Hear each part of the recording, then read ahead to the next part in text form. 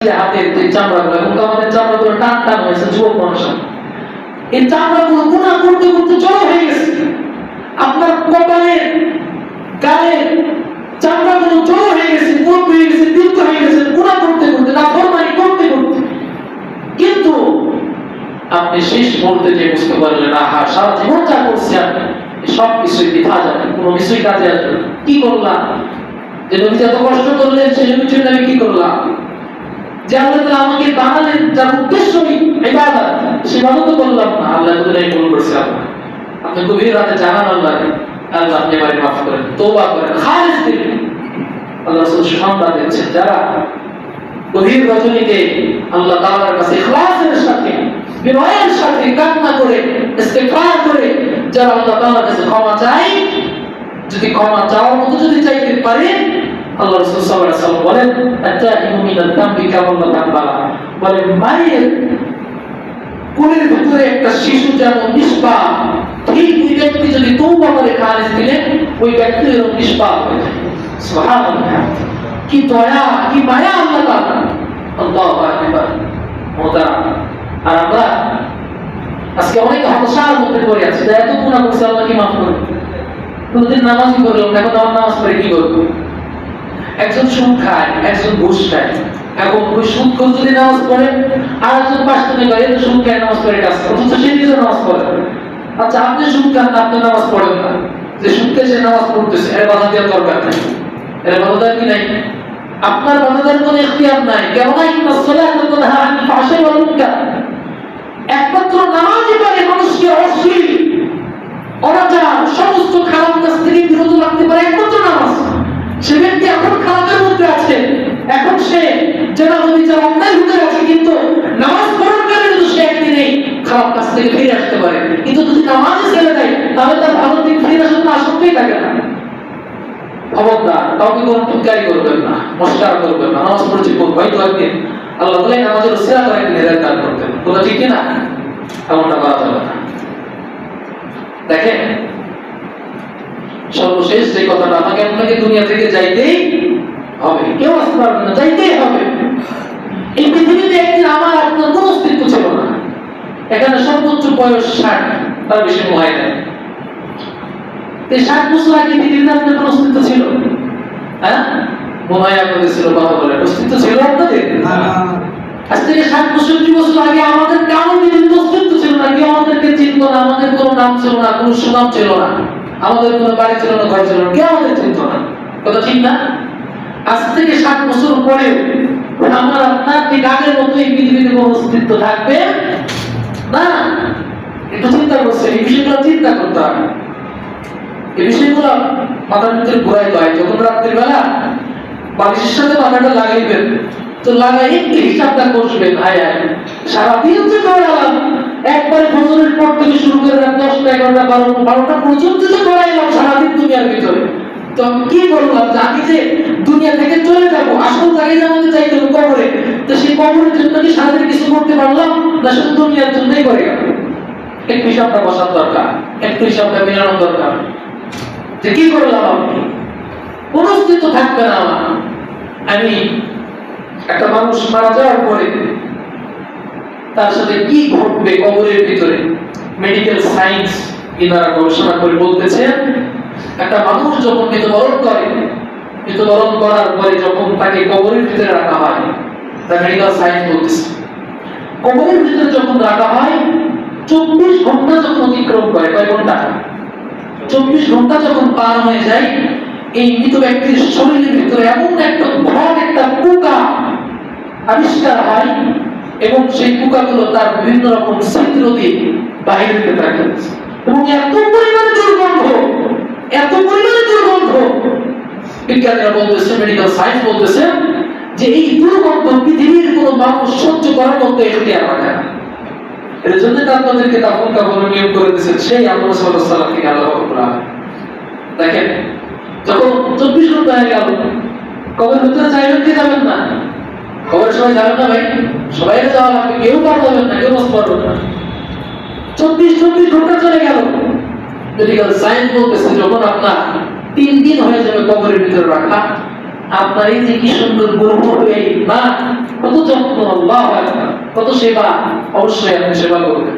দেশের মধ্যে আসছে নিজের দেহের, নিজের ফেসের আপনি যত্ন নেবেন, এটা নেওয়া সুন্নাত। এটা আপনার উপরে খরচা আইন, অসুস্থ হলে চিকিৎসা করবেন। হ্যাঁ, বুঝাচ্ছি যে এগুলো আমার একসময় থাকবে না, অস্তিত্ব বিলীন হয়ে যাবে। বলে 3 দিন পর আপনার নাকটা গলে যাবে, যখন 6 দিন হয়ে যাবে আপনার এই যে হাতে যে নখগুলো আছে, এই নখগুলো আস্তে আস্তে এই গোস্ত থেকে, আমাদের আঙ্গুল থেকে বসে যাবে।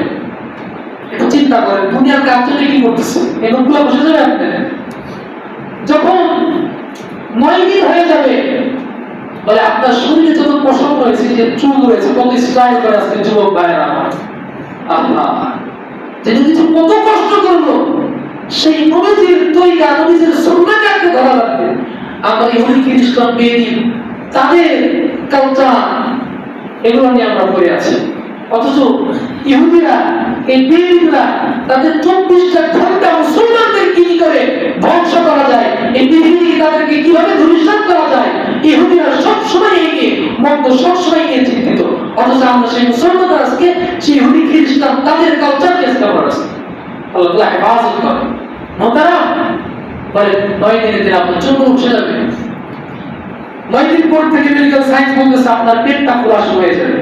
এই যে পেটটা আছে, এই পেটটা খোলা শুরু হয়ে যাবে।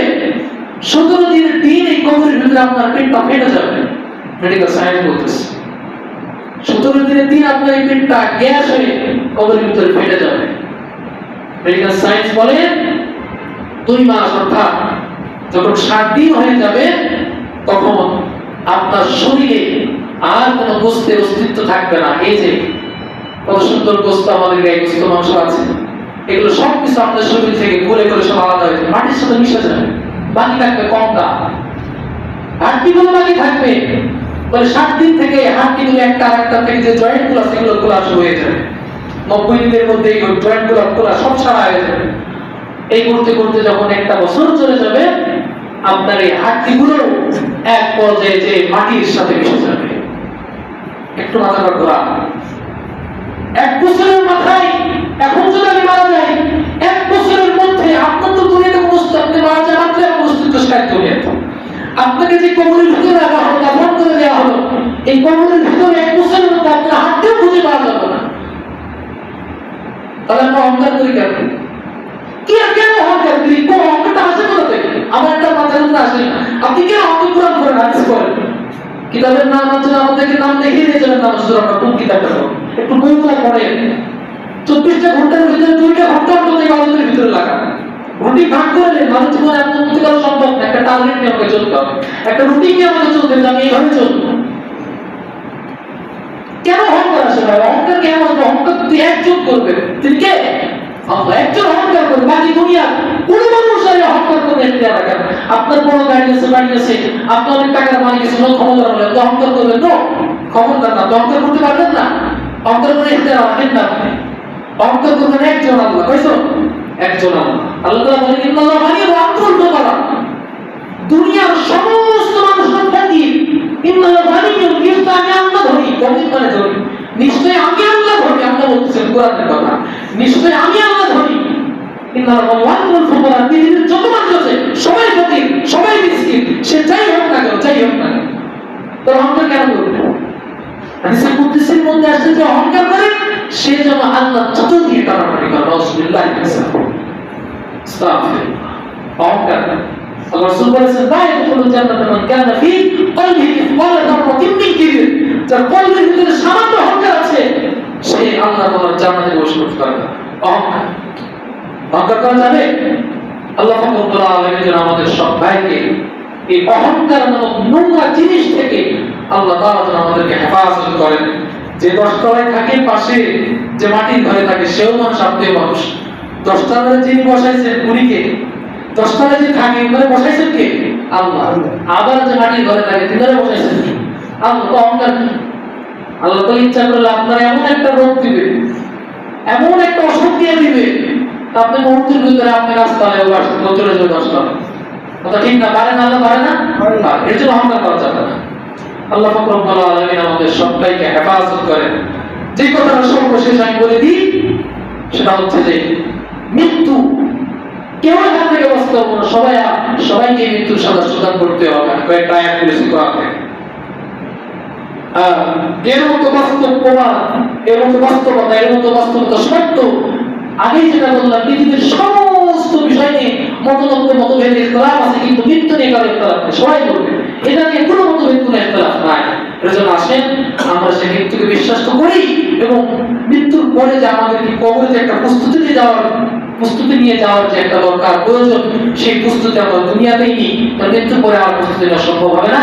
আল্লাহ রব্বুল আলামিন যেন আমাদের সব ভাইকে পরিপূর্ণ তাকওয়া, পরিপূর্ণ ঈমান, রাসূলের সুন্নাহর অহংকার জিন্দেগি অতিক্রম করার, পার করার এবং ঈমান, পরিশুদ্ধ ঈমান এবং আমলে সালেহ নিয়ে যেন আমরা সবাই কবরে যাইতে পারি, সেই তৌফিক যেন আল্লাহ রব্বুল আলামিন আমাদের দান করেন। আমিন। ওয়া আখিরু দাওয়ানা আলহামদুলিল্লাহি রাব্বিল আলামিন। আমরা যারা সুন্নাত পড়ি নাই, সুন্নাত